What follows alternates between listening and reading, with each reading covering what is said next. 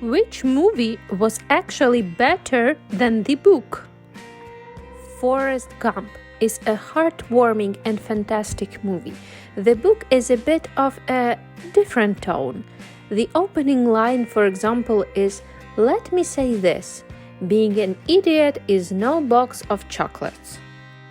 Good point. Guess I should skip the book then.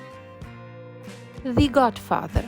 The book has more backstory on Luca Brasi and Alneri that doesn't really add much or quite work, and it has a weird, gratuitous, and pointless side story about Sonny's mistress having a huge vagina that can only be satisfied by his big dick.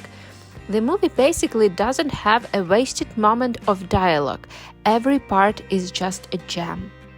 Stardust. They made substantial changes from the book but still get the spirit of the story and even in some cases improved on it. Even Neil Gaiman, author of the book, loved the film and sees it as the second Vault of Stardust. Last of the Mohicans. Very much. The book was written by a dude who didn't really know much about Native Americans or the outdoors at all for that matter. Some of the book is absolutely beautiful, but some parts just make you scratch your head, although I'd argue the movie has some puzzling choices and bad editing in it as well. There's a chapter where Hawkeye puts on a bear skin and fools a bunch of Hurons into thinking he's an actual bear at point-blank range. And not just for a couple seconds, he's wandering around a cave with them pretending to be a bear, and they never suspect anything.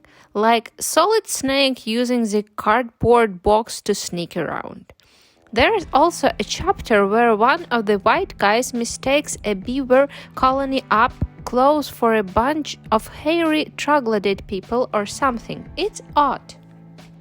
There are some ways in which the movie of The Wizard of Oz is worse than L. Frank Baum's book.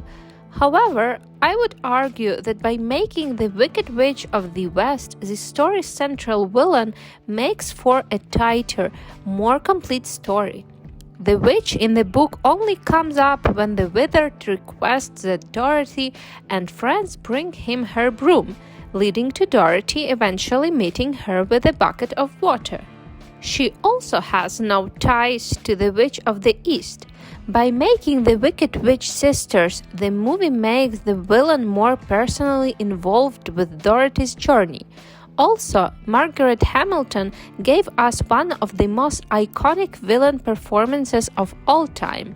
The book is largely a series of unconnected adventures. The movie is a coherent story. I will concede that by making the witch the main villain, it also creates the movie's biggest problem. She dies about 2/3 through the book, with the last few chapters devoted to Dorothy and friends attempting to visit Glinda, the good witch of the South. Rather than work in a whole extra journey after defeating the Wicked Witch, the movie combines the two good witches into a single character. But that means that the witch who knows that the shoes can take Dorothy home is now the same witch who was there when she received the shoes in the first place.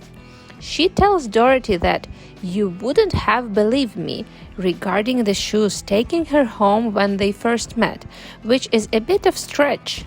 It's a shame that the movie doesn't really stick the landing. I'm also not a fan of "it was all just a dream" and wish they had kept the proposed ending that showed the shoes under Dorothy's bed, because right up until the end, it does a better job of telling a story. The Princess Bride. The screenplay, by the way, was written by the writer of the book, William Goldman, who was a huge screenplay writer for decades. He is the one who wrote Butch Cassidy and the Sundance Kid, for instance, and the screenplay for All the President's Men, plus the original The Stepford Wives, along with many others. I'm happy someone said it for me. I quite enjoyed the book. I like slow-paced, elaborate reading, but come on, that was a bit too much even for me. The Exorcist. The movie scared the shit out of me as a kid. Finally read the book when I was well into adulthood, believing that the book would be far more intense. Nope. Do you like the word incidentally? You better love it, because you'll be inundated with it. Did you find yourself wishing for a side story about Carl? You remember him, right? You'll get plenty of that too. The movie gives you everything you need and still holds up today. Just watch the movie.